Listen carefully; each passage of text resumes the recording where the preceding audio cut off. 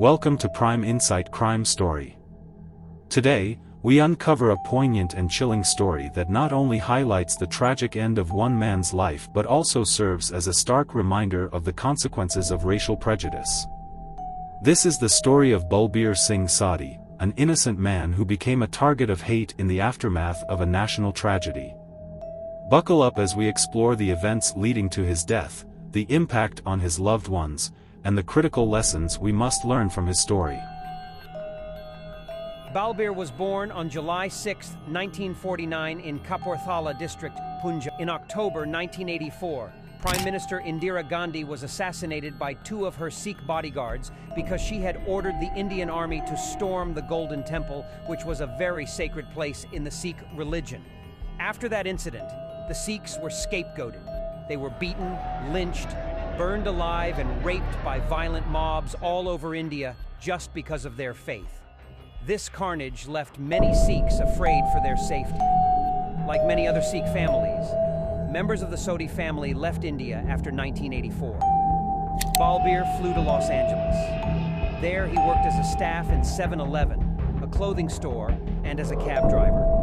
After working hard and saving enough money, he bought a gas station at Mesa, Arizona, where he eventually settled in. He had a great relationship with the regulars and neighbors around the area. He was the type of guy who was always ready to help someone, especially when people came to seek donations. I remember when Balbir and me, we opened the gas station. I saw he gave the free candies to children, free drinks, and some people did not have enough money, said pay me tomorrow. He's kind of a special person. He used to be very generous with the donations and also used to encourage Rana to step in too. Rana used to be reluctant since his gas station business had been closed for a few months and he had no source of income, but Balbir would tell him, "Don't worry, God will give you more." During the 9/11 tragedy, when the planes flew into the buildings and killed around 2,700 people, Balbir wanted to go to New York to help, but one of his brothers reminded him that he was not trained and that he didn't have the ability to respond to such disasters. About half an hour before he was shot, Balbir emptied out his wallet and donated $75 or so to a fund for 9/11 victims. Then he called Rana and asked him to find some American flags. Balbir knew that the aftermath of this incident would make the Sikh community a target because of their beard and turban, which he doubted that the Americans would be able to differentiate from the images of Osama bin Laden that were constantly flashing across the TV screens. Even his son told him not to wear the turban for a couple of days. But instead, Balbir said, "Everybody's so nice, everybody knows me around here. I don't have any issues."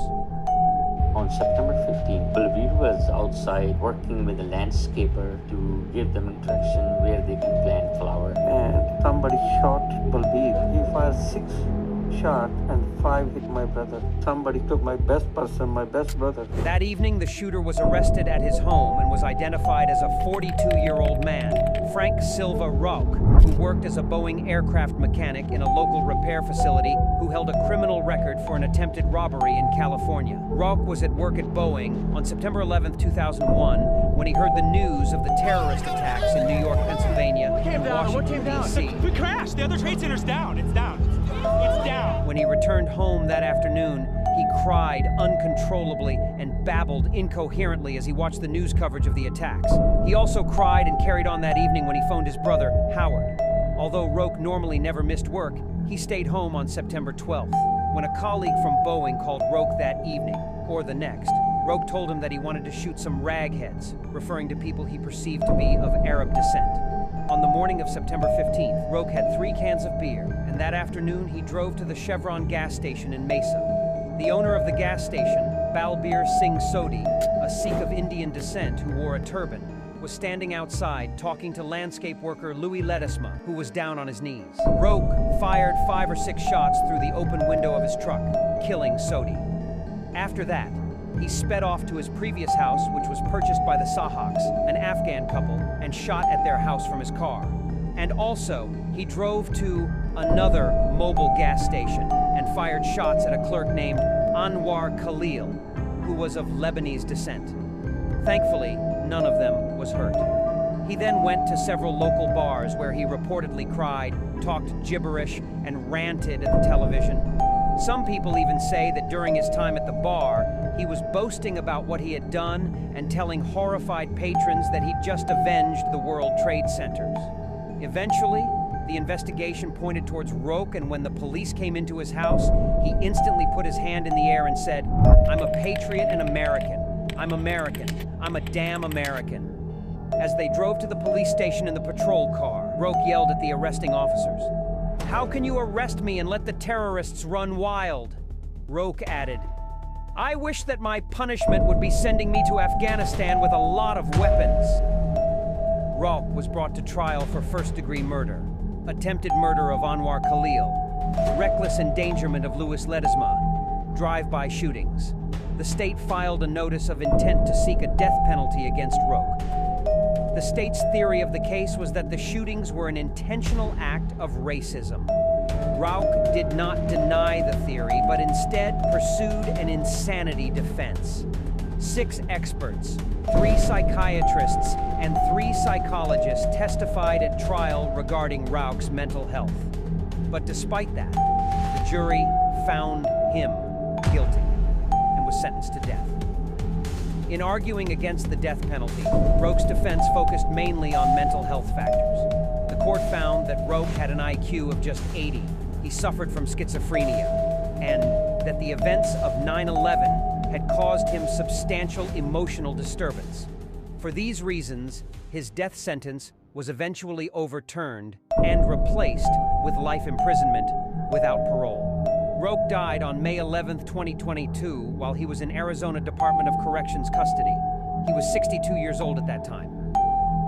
Today, near the Arizona State Capitol, 54 phrases are etched onto a circular piece of steel, each capturing some element of what happened after 9/11. One of the names carved into the metal is Balbir Singh Sodhi's, along with the phrases "fear of foreigners" and "foreign-born Americans afraid."